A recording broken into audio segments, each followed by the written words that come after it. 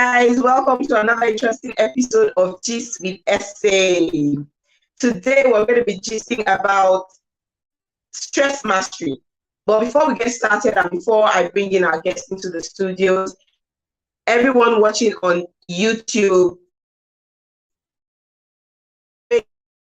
Facebook, for joining us. We love having you with us. If you haven't subscribed to my YouTube channel, please ensure that you do that before the end of the show, okay? And follow us on all our social media platforms. I'm going to bring in our guest. Her name is Chris Ero. Hello, Chris. Hi, Esse. How are you doing?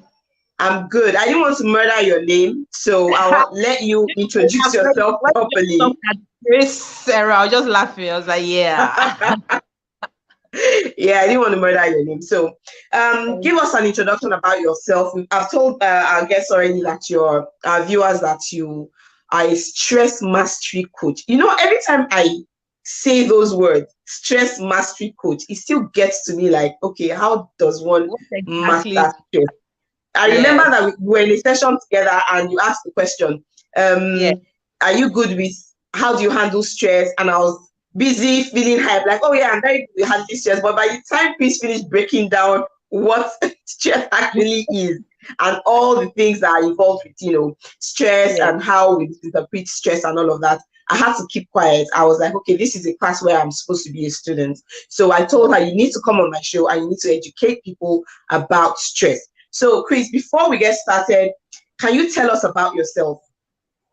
Okay, well, I'm Chris Oziofu Ekwafe Ero. I am, I'm a wellness coach, and my niche is stress mastery and holistic living.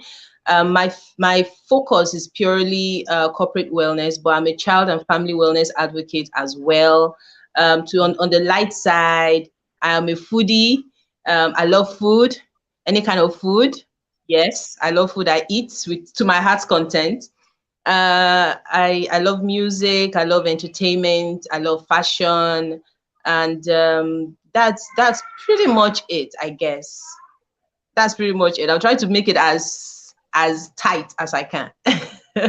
well, that's pretty tight. That's pretty tight. Yeah, so if you're just joining us, remember that you can put in your comments in the comment section if you have any questions or any contributions, and at some point during the show we're going to take questions and read comments as well. So please say hello if you're just joining us. Okay, just say hi. Let's say hi back to you and all. And yes, so let's start. Okay, I'm getting some feedback from some people. They weren't it wasn't clear before, but now they can hear us properly. That's great. Oh, yeah. Okay.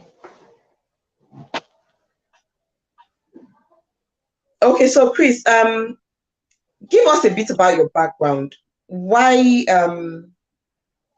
what is stress and how is it connected to well-being? Okay. Am I talking about my background now, or am I going to talk about what stress is?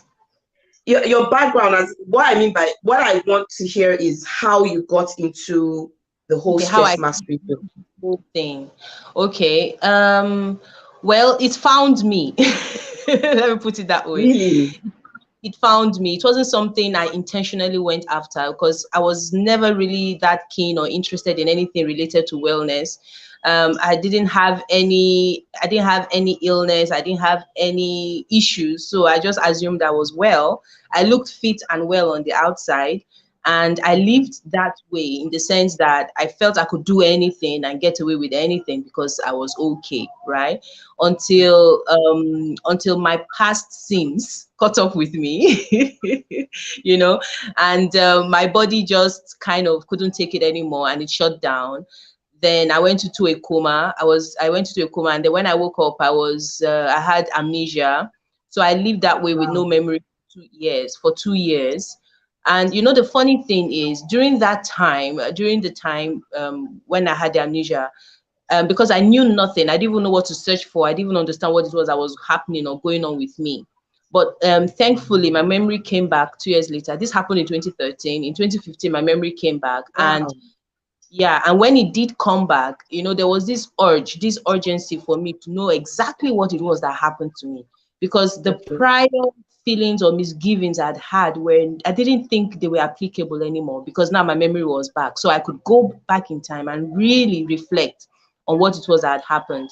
And the prominent issue that I had was my lifestyle. My lifestyle was poor, very, very poor. And I'd developed high blood pressure. My readings were very high. Now, this prior to then, I had no issues at all with my blood pressure. So apparently, my blood pressure had been rising and I didn't know, and I wasn't doing the right things, you know, to kind of like take care of it. So it got so My high. blood pressure had been It got rising so and I high didn't know I wasn't that doing the right. my body shut down, you know, and apparently that was what basically kept me alive. Wow.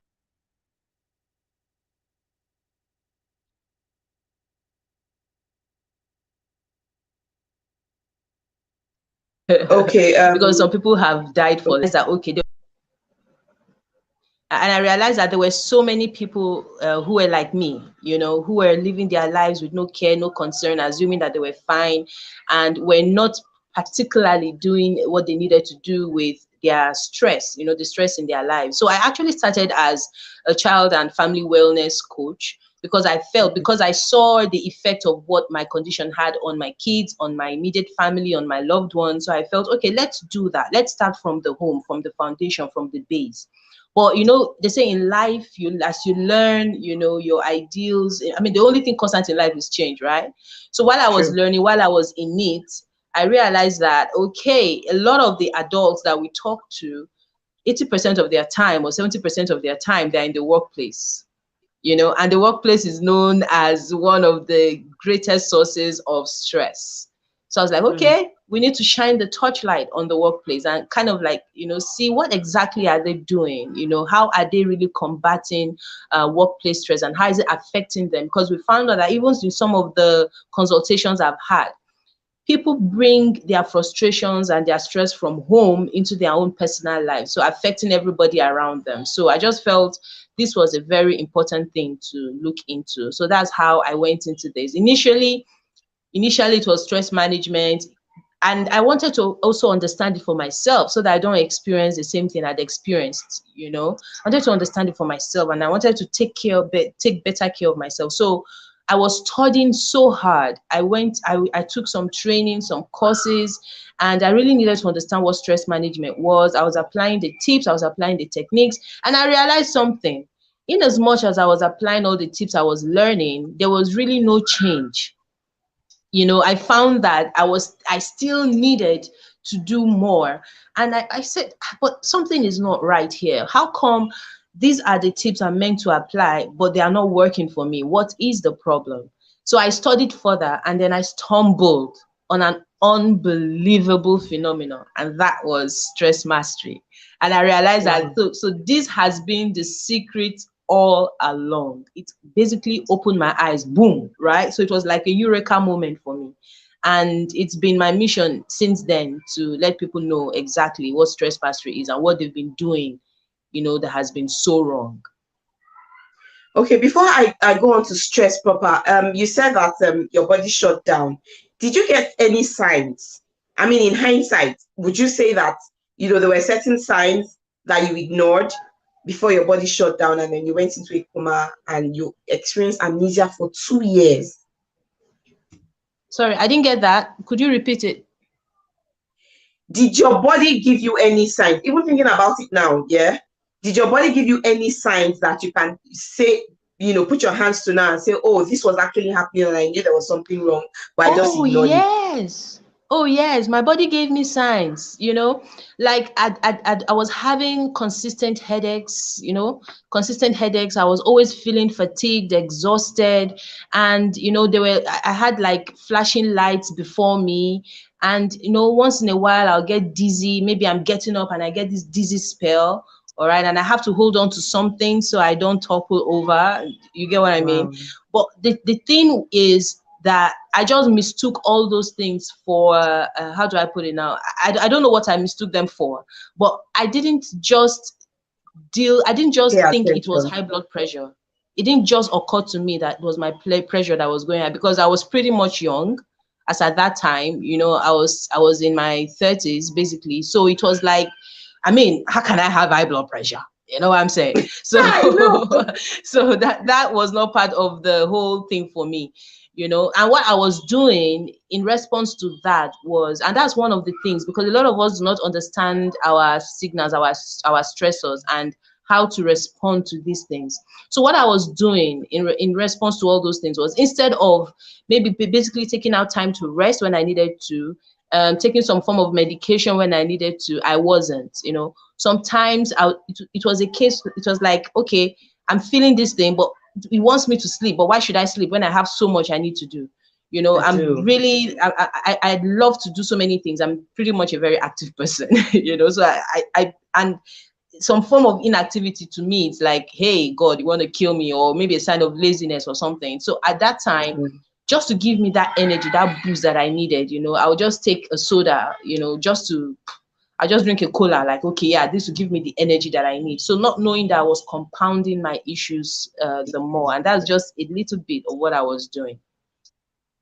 Okay, so in your own words, as a stress mastery coach, define for us what is stress and how is it related or connected to well-being? Sorry? As a coach, as a wellness and stress mastery coach, can you define for us in your own words, from your own experience, what is stress and how is it related to well-being?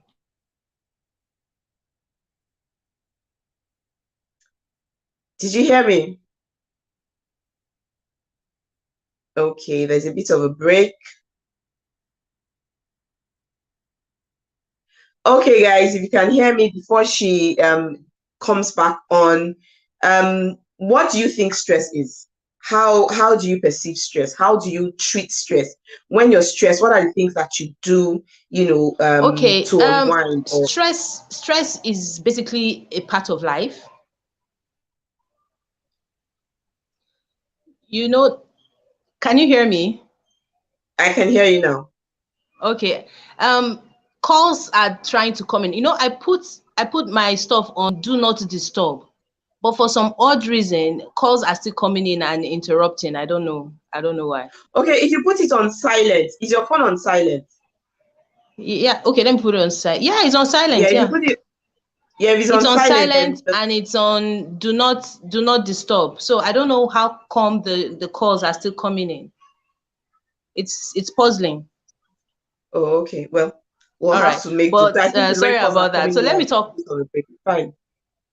Sorry. I think it's when the calls are coming in that we'll have a bit of a break Yeah. in Yeah. transmission. Yeah, Yeah. but that's fine. That's fine. Yeah. Did you get the question? And the funny thing is that it's affecting your audio. So when the calls come in, right, and they go off, your audio goes a bit lower. No, okay. Goes a bit lower. I this is not. But can you hear me now? Yeah. Sorry, let me try something, please. Okay. So if you're in the please, if you're watching us on the show, we're talking about stress mastery, the secret to wellness, and how you can, you know, use stress to treat or use, how is it now? How you can master your stress so that it doesn't affect you negatively. All right.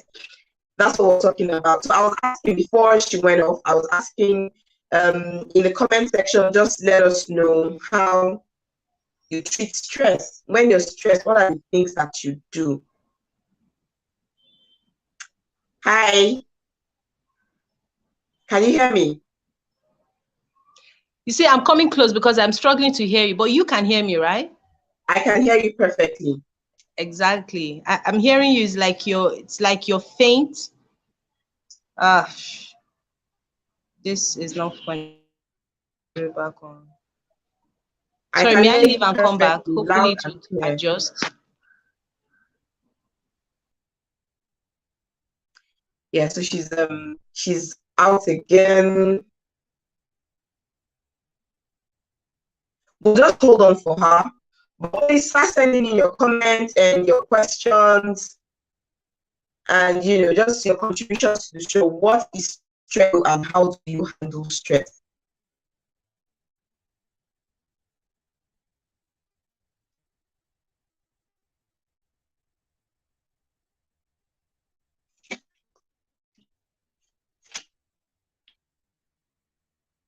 We're trying to get her back. We'll be Can back hear in a you. minute. I can hear you now. Can you hear me now? Exactly. Perfect. So I don't have to strain my ears. I just pray that these calls will hold on until we're done. Okay, so let's talk about stress So, now. yeah, we're talking What about is stress and how is it connected to wellness? okay. Stress is actually is actually the core of wellness. That's all I can say for that's to sum it up.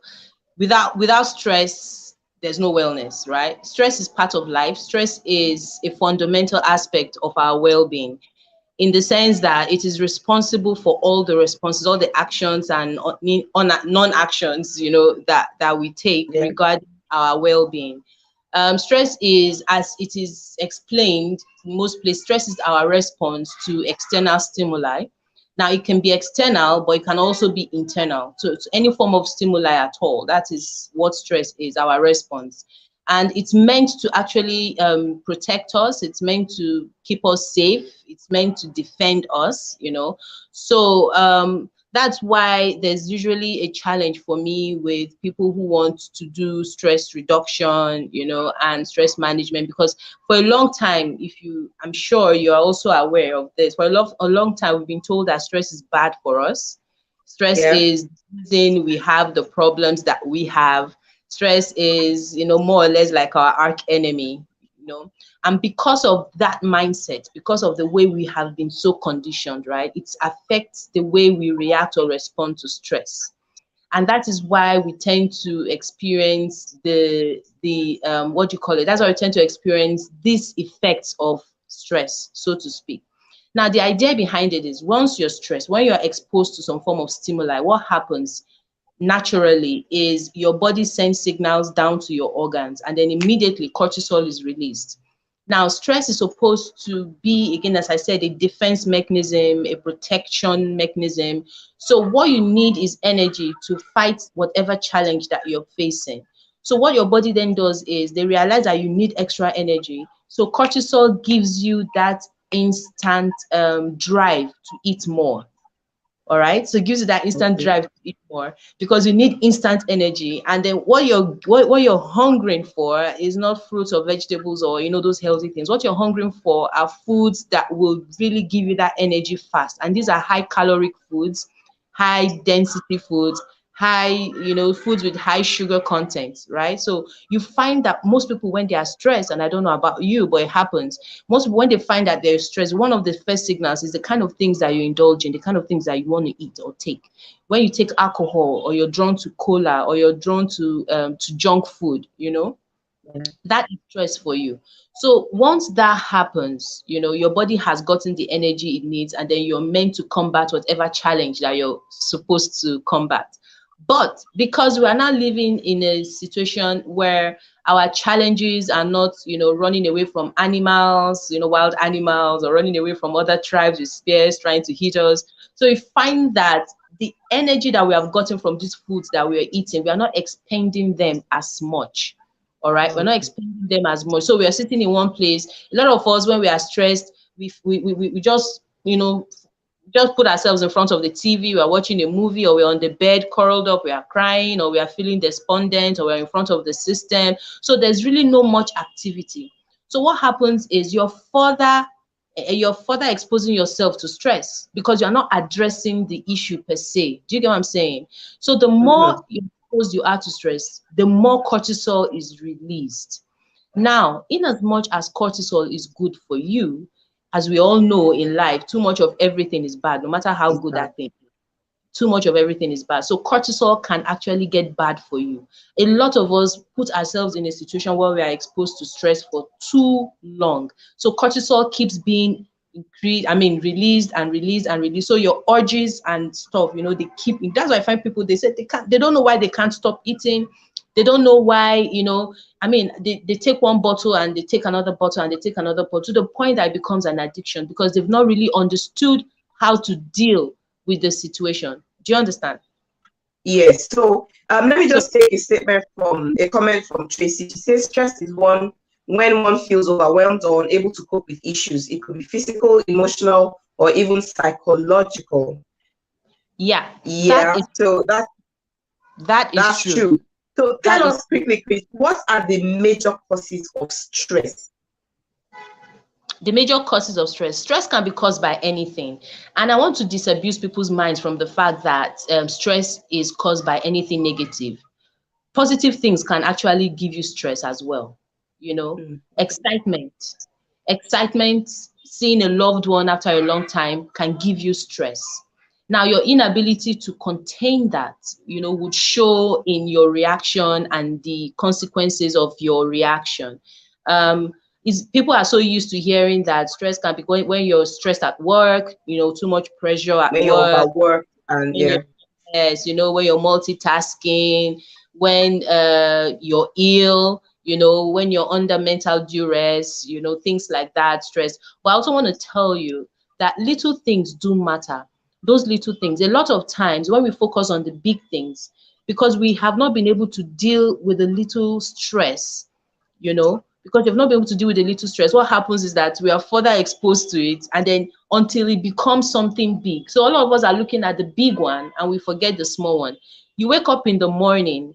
I think when we're in the group, I think I mentioned this. We wake up in the morning, as in even getting up from your bed and going to the bathroom is stress. Thinking about what to eat for breakfast is stress. Being stuck in traffic is stressful. All right. Thinking about a presentation that you're having. Now, these are things that ordinarily are not negative. You have maybe you've been preparing for this particular job interview. It's an exciting situation for you, but you're stressed. Your stress levels, your anxiety levels are heightened.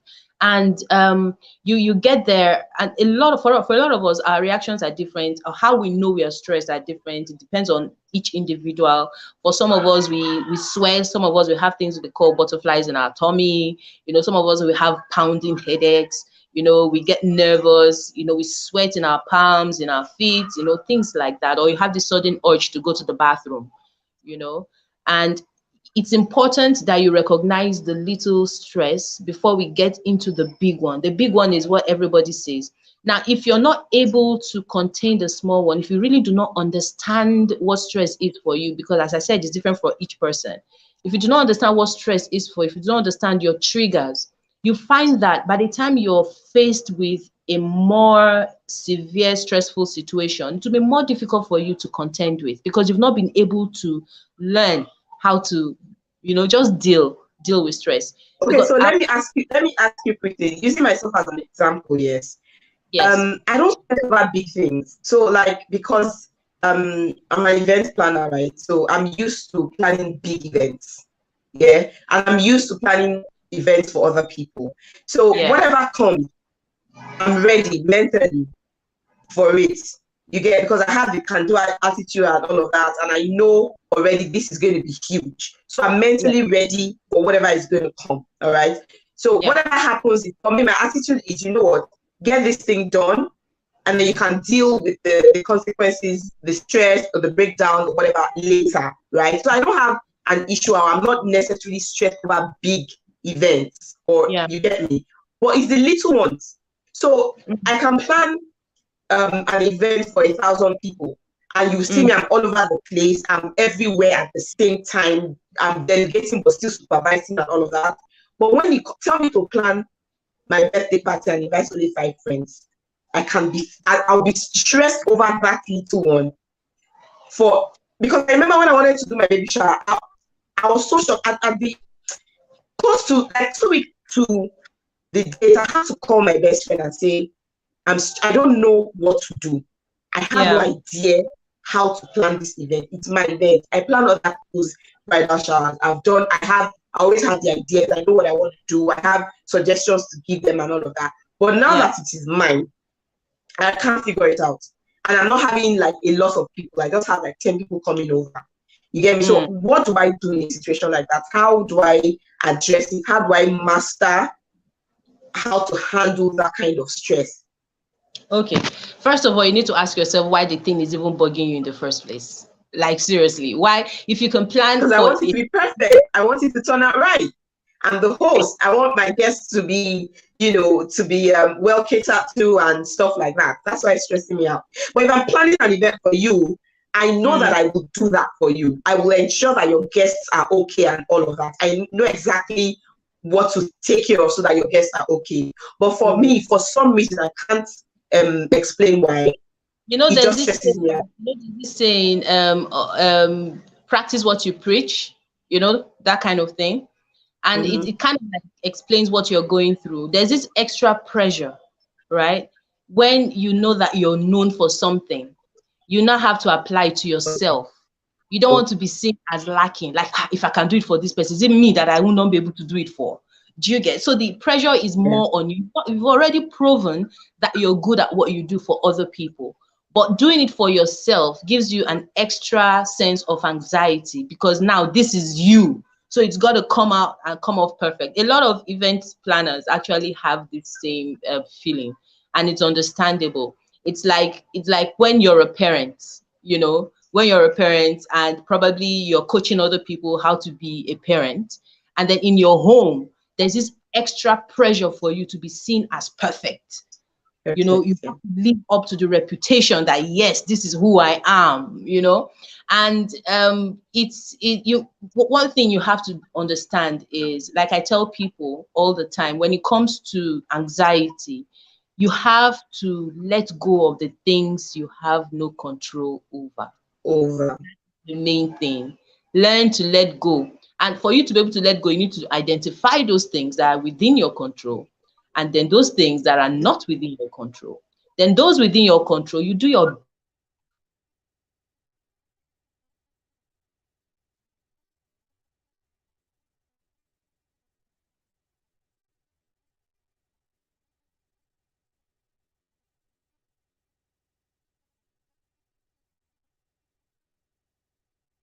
Okay, I think the network is acting up again.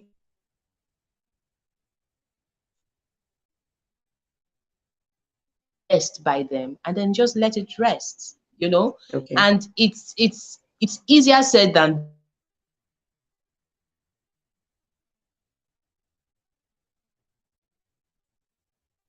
okay. At least I think we should take a little break and then give Chris some time to come back on. Come just with essay, not care about it in the name of say. We keep it hot and juicy every day. Okay, Chris, are you back? Can you hear me now? Okay, let's see. Hi. Hey, Chris. Yeah. Okay, so did you have to change your device? Sorry? Did you have to change your device? Well, I did. I just had to cut off the call. I really don't understand. Am I the only one that when they come on your show, calls come in that way? Maybe I should have used my device, the one that I really don't make calls on. Anyway, so I was talking about you, right? How to contend with a stressful situation. The first thing that you need to learn to do is separate the things you know you can control from the things you know you can't control, and just do the best that you can, and then let it go. You know, it's easier said than done, but that is actually the secret. When they say do not worry, no worries, Hakuna Matata, you know, all these things actually point to the secret to living a life that is not chronicled by, you know, like chronic stress. You get what I'm saying? So you have to learn to just reduce your anxiety. It's okay, acknowledge it's okay, it's normal to feel this way, but for you to be able to take charge of it is, hey, okay, the one I know I have control over, I've been able to deal with it, and that is that. For instance, you can't control how your guests would react when they see whatever job you've done. You know, you can't control that. You can't please everybody. That's very important. So what you need to do is, have you applied your knowledge into the planning, the expertise that you have, that you know, if you've applied it and you've applied it to your own satisfaction, then let it go. You know, however the chips fall, you deal with it when it happens. But for now, just let it go and enjoy the event. Oh, great. Okay, thank you. I'll try and do that the next time I have, you know, a little event to plan. Tell me now, what's the connection between stress and weight loss or weight gain? Because I've heard very interesting. Yes, I know that look. I really want you to educate us on that. the connection between stress and weight loss or weight gain. Because for some people, what they are dealing with is weight loss issues. Yeah. Weight gain issues rather. The popular one is weight loss, right? Everybody wants to lose some weight, but we also have people who want to gain weight. Yeah. So what's the connection between stress and that? Well, the main reason we gain weight is stress.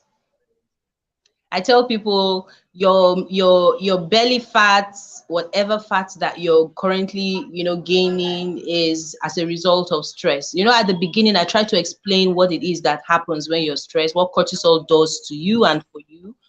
Do you understand how it kind of like elevates your appetite and you start eating certain things? Now, the secret now is this. If you do not understand that you're stressed, if you do not understand that at that point you're being triggered by something and your eating is as a response to that trigger, you find that you consistently indulge in it. I remember I said that now we're living, our lifestyle now is more sedentary than it was before. A lot of times you're either driving, maybe you're mad, you're angry, you want to get away from somebody that has really, aggravated you. You get into your car and you drive. You're not walking. You get what I'm saying? You get into your car, you drive, you go into your room, you're on your bed, you're crying, you lock yourself, or you're eating further, you're drinking, or whatever the case may be. So you're not addressing the situation. You're just responding the best way that you know how to. Now, if you buy a new generator and you do not read the manual, you just know it's a generator. We all know how generators work generally, right? But each model would be different from the next model. So there's going to be like a little chip there that you need to do, a little tweak here that will be different from that. But you don't know that. So you find that you're treating this particular generator like the last one that you had without reading the manual. And then something goes wrong with the generator and you're wondering what happened. Is it not just a bloody generator? And you find that, well, this generator doesn't use fuel, it uses diesel. But I didn't bother to check. You get what I'm saying? So that's the whole situation with this. You're in a stressful situation. At that point, maybe what stress is telling you to do is, hey, you're eating, and the idea behind the eating is for you to expend that energy, but you're not expending it. So more or less, you're sedentary, you're in one place, and then the fat begins to pack up. Right? It begins to just pack up in certain key areas. And because you have not addressed the stress, what happens? You're still exposed to stress, you're still exposed to cortisol. That feeling is still there for you to eat more. And then you find you're eating more. You're eating more. You're not addressing why you're eating more, but you're eating, and then it's affecting you. And then before you know what's going on, you're adding weight. Now, these things don't happen overnight. Even when I had my high blood pressure situation, it wasn't an overnight thing. It was an accumulation of stuff, that eventually just came to a head. And that's how it is. It's an accumulation. It's a steady thing. Before you know what's going on, you find that, ooh, I now have a pouch. Ooh, I've gained 20 kg. What happened? Where did it go? And the thing is, the more weight you gain and the more you realize that you're gaining weight, the more frustrated you become, the more stress, the more exposure to stress and cortisol, and the more you find you're eating. Now, this is one of the challenges I have with diets, because again, diet is just as your guest, one of the your guests said, stress is when you're overwhelmed, by the things that are going on around you. And I also said something about stress being your response to stimuli, external or internal stimuli. When you're now exposed to a situation where your body is not naturally used to or does not engage in naturally, you find that you're stressed. And that's what happens with diets. Your body is not meant to live in deprivation, so to speak. When I talk about deprivation, as in when you're deprived of certain kinds of meals, because every single thing is important and necessary for your well-being. So when you deprive yourself of those things, what happens is you're putting yourself under duress, you're stressed, your body sends a signal, and says, hey, something is going on here. Now you're on a diet, supposedly to make you well, to keep you healthy, but you're actually stressed. You're exposing yourself to cortisol. The more cortisol is released. So that's why I find people who are on a diet, they are constantly frustrated, they are constantly angry, or they're talking about having cheat days, and you can't blame Okay, them for. let me cut in here. Let me cut in here. I'm going to let you go in a bit, but let me just cut in here because you said something about being on a diet and being on a diet because you want to be well, you know. So that's you connecting diet to wellness, right? But I think that a lot of people, 90% of the people who are actually on diets or on weight loss programs are not doing it for wellness purposes. They are doing it just because they want to lose weight. And that's why a lot of people cut corners. They don't care if whatever approach they're using has any negative effect. They don't even want to know until most times it's too late. So they just want to lose weight. So what you're saying is that even if I want to lose weight, I should also consider that whatever approach I use, I must consider my wellness so that whatever I'm doing does not now make me sick. I may lose the weight, but also now, you know, fall sick in the process. So I have to think about it's a whole, well, that's where holistic yes, well-being comes in, right? I have to consider the whole total package. It's not just lose weight, be slim.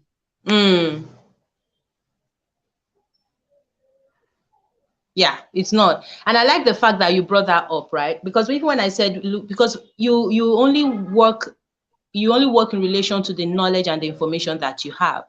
So for a lot of people, when they look beautiful, as far as they are concerned, they are well. You know, looking for their wellness. So you can't fault them for that because that's all they know. So at the core of everything, I just want to be well. For a lot of us who are of a certain size, we do not consider ourselves as unhealthy. Maybe we are not on medications, we've not.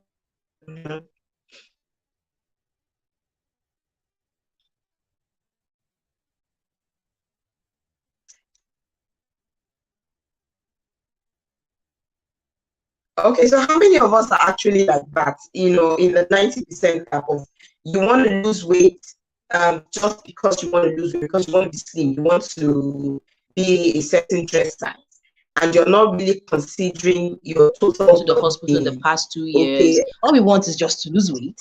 Do you understand? Okay, so so like I was saying, how many of us do that? Because I know that, you know, I've been guilty of doing that several times. Yeah, I just want to lose weight. I want to go back to a size 10 or a size 12.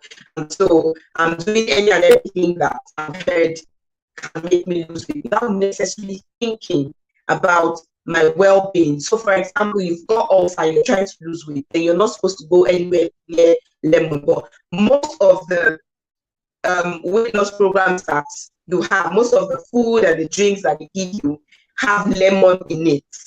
Okay, so there's no provision for, okay, what's the substitute lemon? Since because I have ulcer, which is not good for my wellness, which is not good for my well-being, is a part of this plan. What else do I do? Chris, I don't know if you heard what I said. Yeah, I think I get it. Yeah, I can hear you. I think I got a bit of what it is you're saying in terms of certain solutions regarding weight loss, right? The things that you've been told to not take.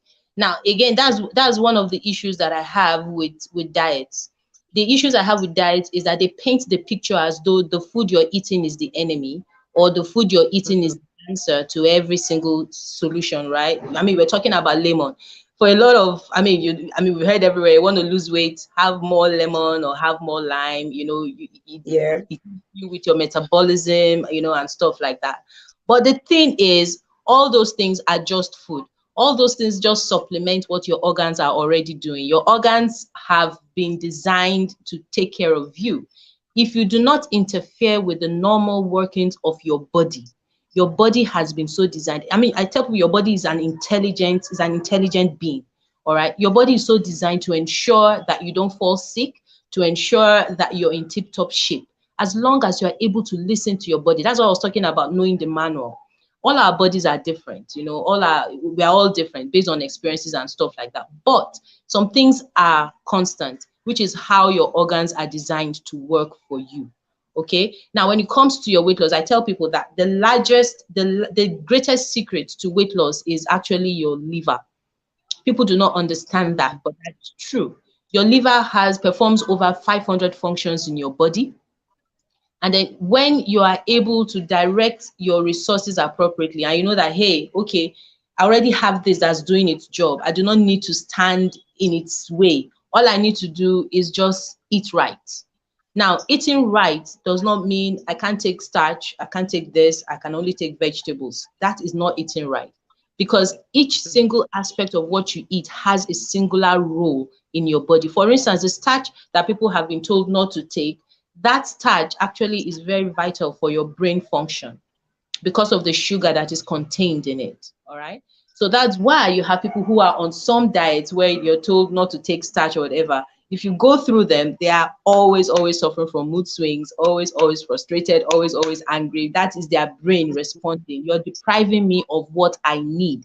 Now, is it that when you do these things, you're not going to lose weight? Nobody is saying that you're not going to lose weight. But what we're saying is that how sustainable are these things? And what is the price you're paying for these things that you are doing?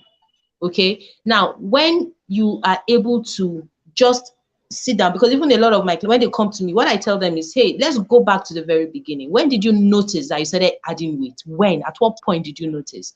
Okay, why do you eat the way you do? What was it that triggered this sudden need to eat, to indulge? By the time they find out, they realize that, okay, there's this particular thing that they're actually responding to that is affecting them. A lot of them, maybe they're in a home that is where they're unhappy. They're in a job where they're unhappy. And the only way they can get away from that is for them, they're making themselves happy. I just want to be happy. So they eat. You know, you've heard about comfort food, right? Comfort food. Yeah. So I just want to be happy. So I eat or I drink. And so, but you're not addressing the reason you want to be happy. So that's why I say that it's not just about losing weight. It's not just about, hey, I want to lose weight, but it's about the stress in your life that is making you add the weight you're adding. Now, this is not saying that there are people who have certain medical conditions and are taking some form of medication that actually boosts the hormone that makes them add weight. That is different. Yeah, that one is totally different. But I'm talking about those who on their own, by their lifestyle, by their choices, are just gaining weight and are so concerned about the way they are gaining and they want to lose it. And I'm telling you that the best way to go about it is just to reorganize yourself and basically love yourself the more. Look at your life and look at the things that are stressing you out and find out, okay, what are the things I can control? What are the things I can't control? Now, I talked about stress management and stress reduction. The first thing that you need to realize is stress is not something you can reduce. Okay, the fact that you're looking for stress reduction tips is also another way of heightening your anxiety and exposing you more to cortisol.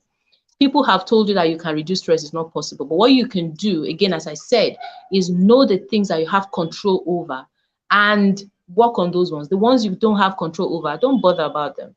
If you notice, a lot of things that we stress over are things that we can't control. Do you understand what I'm saying? A lot of things you stress over. You're stressing over tomorrow has not come, but you're stressing over tomorrow. You're stressing over the traffic. You're stressing over a lot of things that you have no right over. And then the things that you can control, which is actually your reaction, which is actually your response, we are not working on those ones. And I think that is very key. That's why we keep talking about your mind, the state of your mind. We talk about your mental health is very, very important. And one of the things I let people know is you need to learn how to practice mindfulness. It puts you in the moment. It puts you in the moment where you are expressing gratitude, where you're understanding what you're going through at that point. Now, what that does is you begin to understand your body, understand yourself, and you begin to treat yourself better. Then you realize that, okay, all these diets you're doing, all the detox stuff that you're taking. Did I mention detox earlier? Detoxes don't work. There is calm. Now, if you understand. So let me, good. That brings me to the next thing I want to ask you. Just give us two myths about weight loss that you think everyone should know. Meaning that what are the things that we know about weight loss that we should do away with totally that don't work? So you mentioned one now, detox. Okay, detoxes, yeah, detoxes don't work because your liver and your kidney are the major detox organs in your body.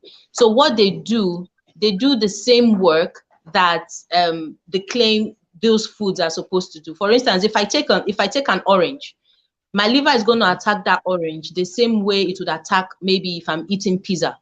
Do you get what I'm saying? So what your liver is going to do is just break down the food and take out the things that are necessary and the things that are not, and then just filter everything out. So the best detox that you need is water. Just take clean water. Drink water as often as you can.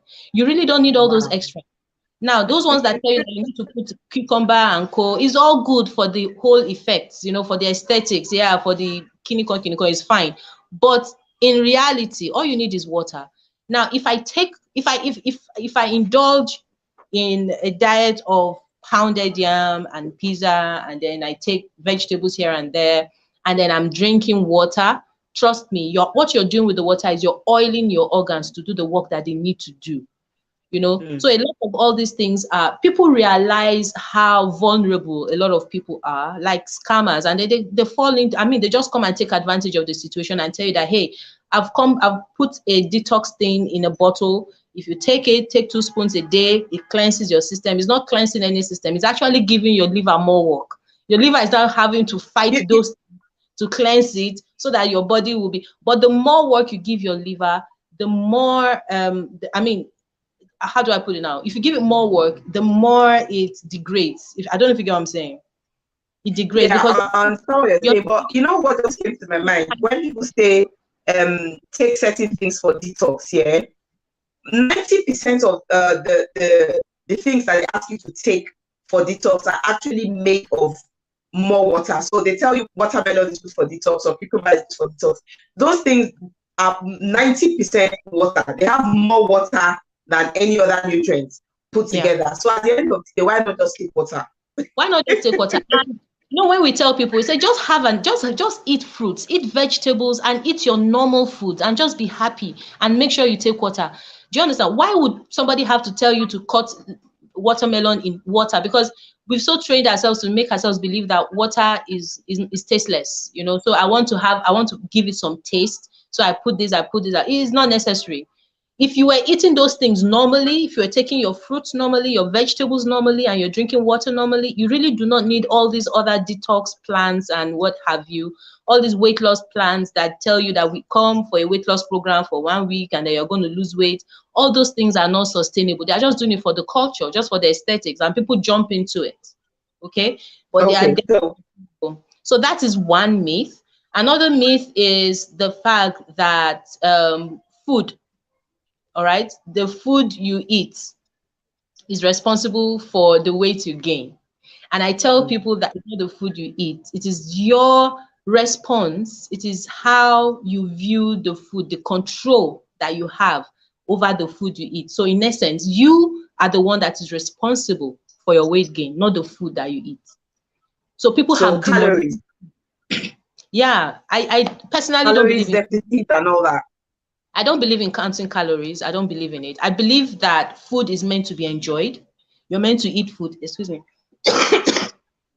You're meant to eat food and enjoy it. But by the time you start counting calories, you're taking the joy out of eating. I know somebody who wakes up in the morning and then the person is going like, okay, I want to have like, I can't take more than 10 calories. So the person is busy calculating. And before it was going on, I'm like, but how do you get to enjoy your food? Because so that's how also. Do I lose weight? Chris, how do I lose weight then? If I shouldn't bother about calories, okay? I'm a size 16 and I want to go down to a 14 and then gradually to a 12. How do I lose the weight? How you lose the weight, number one, is first of all, identify why you gained weight in the first place. Once you have identified why you gained weight in the first place, then you begin to watch what you eat and how you eat them, you know? And when I talk about what you eat and how you eat them, if it's not about dieting, but it's about eating for yourself, eating for your well-being, knowing your limits, and then stopping when you get to your limits. And it's not about depriving yourself of the natural things that you need for your well-being. It's about saying that, okay, before I used to take 10 wraps of eba. Now, can't I do with 2 wraps of eba? If I take 2 wraps of eba, won't I even be full? Why did I think I needed 10 wraps of eba in the first place? Do you get? So it's all about that. But beyond that, again, you know, I talked about how we are now more sedentary. It's also very important that you include. So we're not burning out what we're taking in. Yes. So it's just accumulating. Yeah. Okay. All right, Chris. Thank you so much. Okay. Now let me ask you the last question here. What are the benefits of stress mastery, and how can I actually master stress in order to improve performance and general well-being? Okay, the benefits of stress mastery. Number one, you have self mastery. It teaches you how to master self. You know, it helps you deal with it helps you deal with life. You know, it helps you boost resilience. You know, it's a Okay. major life coping skill, which a lot of people do not understand. In the sense that, Self-mastery. yeah, we talked about resilience there. Now, stress mastery actually helps you lose weight. Stress mastery actually helps you begin to love yourself better, you know. So all these things, you know, we're talking about holistic living, different aspects Yeah. of your life, able to approach your life in different ways. You find that you begin to have this sense of gratitude. You wake up every morning, doesn't matter the challenges you're facing, they don't phase you. It's not like you don't see them. It's not like you don't know that these challenges are there, but they don't phase you in the sense that you feel you're helpless. You know what I'm saying? To the point where people are thinking of killing themselves, or people are getting depressed and stuff like that. Stress mastery actually helps you cope with life that way. And then it helps you to prioritize. You begin to know that, okay, there are certain things that I need to do, you know, right now, and then I focus on them. You know, the thing we talk about multitasking, I'm a multitasker. Stress mastery actually helps you with that. Yeah, multitasking is one of the greatest sources of stress. You know, your inability to say that, okay, I can't do 10 things at once. You know what I'm saying? I can do one at Yeah. a time, then prioritize, and then just plan my life that way. But I tell people that when those ones that say that they are multitaskers, they're actually running away from something. You know, what they do is they wait until the last minute to do certain things, and then they're now rushing everything, and they're claiming, hey, I work well under pressure. So it's about prioritizing. So those are the kind of things that stress mastery helps you with. And another thing that you can do, the things that you can do. What was the second question? Because I'm looking at Tara, I'm trying to be fine. What was the second question? Yeah, because yeah. So what can we actually do to how do we actually master stress in order to improve well-being? Okay, so let's talk about what it is. Let's say, may I ask a question? What is one thing that normally stresses you out? What's one Cooking. thing that stresses you out? Cooking. Oh, cooking stresses you out. Yep. Okay, that's interesting. But All I right. found a way around it. Yeah. I found a Exactly. way around it now that helps me a little, but cooking stresses me out. Cooking stresses you out. Okay, fine. So let's look at that. Let's look at cooking. For one, I'm not a fan of house chores. All right, I'm not a fan of house chores. So that the idea of it stresses me out. But again, when you understand what it is that stresses you out, for instance, I don't like house chores, right? And I'm like, okay, instead of putting myself under pressure consistently and saying that, hey, I have to because you know people have to eat. Is there a better way that I can get this done and still ensure that people eat? Do you get what I'm saying? So you begin to put structures in place because you've now understood what it does to you. Now, is it worth it in the long run for me to be this mentally affected doing this thing? Or is there a better way that I can do it? So at that point, you're not making decisions for your own well-being because you know that when your well-being is taken care of, it's easier for you to take care of those around you. Do you get what I'm saying? So probably the structure you've put in place, maybe you have a cook that comes in and cooks for you. So it takes that energy, that stress off you. Or you have someone that cooks and then you pay the person, maybe a vendor or something, and provides it for you. The bottom line is your family being fed? Yes. Are you being fed? Yes. But do you have to now put yourself under that situation where you're stressed to ensure that that is done? No. Now, let me use another example. A lot of people get stressed out by traffic and stuff like that. And I say, okay, if you're living in a town where I live in Lagos, you already understand that we live in a town where traffic is the mainstay. Okay. Now you have a meeting for 9 a.m., for instance, in Lagos, and you're starting your journey at 8:30. Of course, you know, traffic is going to hold you. Of course, you're going to be late for your meeting if your meeting is for 9. But because you understand the situation, you then know that, okay, this is how this is how affected I am when it comes to traffic. What I then do is, instead of leaving at 8:30, I wake up earlier, I plan my time, and then probably leave home at 6:30 or 7 a.m. Do you get what I'm saying? So that I can make it in time for my meeting. Now, the most important thing again is also your mindset. What are you thinking at that point that you're doing it? Are you thinking negative thoughts? Are you thinking about how this is going to be beneficial for you? A lot of times it's our thoughts that drive our reactions, the things, how we react to the things that we react to. You know, because we think it is bad, think, okay, this is terrible. But by the time you start just understanding a lot of things that are going on at that time, you find it easier for you to deal. Wow. Thank you so much. Thank you so much, Chris, for joining us on this today. I've learned a lot. Honestly, I've learned a lot. I will not speak to my water for detoxing. And honestly, because that puts a lot of pressure and a lot of stress on people. So you have to plan, get yourself mentally ready before you go on a diet, or you need to get yourself mentally ready where, you know, because whatever it is that's giving you stress is because you have not planned properly, because you have not mastered how you work. You don't know how. So you said, you talked about self-mastery here. So you need to know what works for you, how best you function. And for me, I'm a night person, okay? So I need to plan for the GistwithEsse show. I'm doing it at night, late at night. That's when I'm putting on my things. During the day, I'm less productive. So knowing things like that can actually take away stress from you. So thank you everyone for joining us today. Until next time on GistwithEsse, remember, stay positive, stay happy, stay mended. And don't forget to subscribe. Thank you. Bye.